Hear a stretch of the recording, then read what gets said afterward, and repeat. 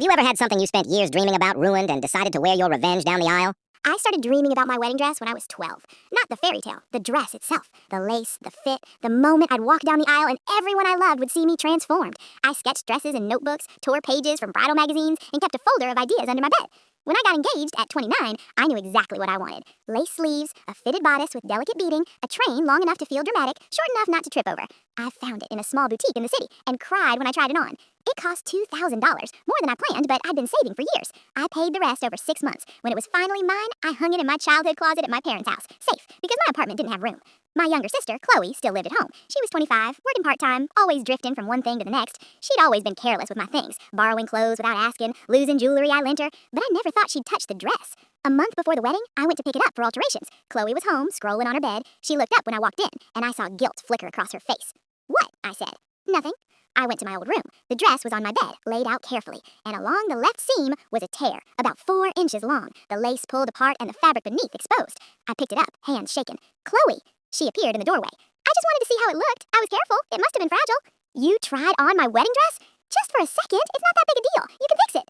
I started crying, silent tears running down my face while I held that torn dress. My mother came up the stairs. "What's going on?" "Chloe tore my dress." Mom looked at the dress, then at Chloe. She sighed. "Oh, honey, she didn't mean it. It's a small tear. Any tailor can fix it. You're being dramatic." Chloe shrugged. "See? Mom gets it." I took the dress and left. That night, I couldn't sleep. I lay in bed, staring at the ceiling, replaying my mother's dismissal and Chloe's shrug. They acted like my wedding dress was just a thing, easy to replace. Then I remembered something. My mother's wedding dress was in the attic, stored in a cedar chest, wrapped in tissue paper, preserved for 40 years. She'd shown it to me once when I was a girl. Yellowed lace, high neckline, long sleeves, completely outdated. Too precious to wear again, but someday maybe one of you, she'd said.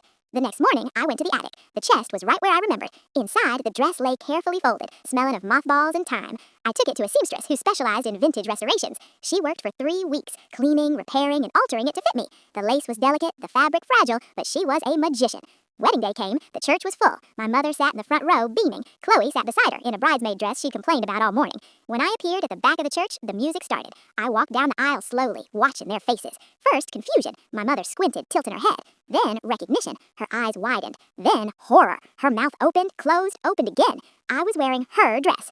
After the ceremony, she cornered me in the vestibule. "How dare you? That was mine!" I smiled. "You said I was being dramatic about a torn dress, so I found one that meant something. Yours. I thought you'd be happy. It's family."